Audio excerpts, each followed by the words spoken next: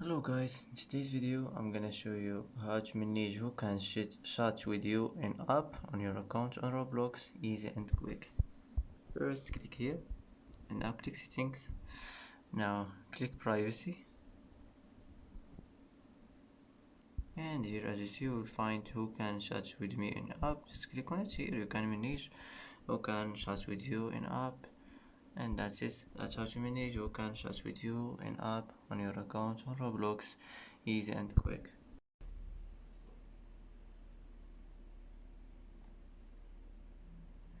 And that's it for today's video. If you like this video, don't forget to like and don't forget to subscribe.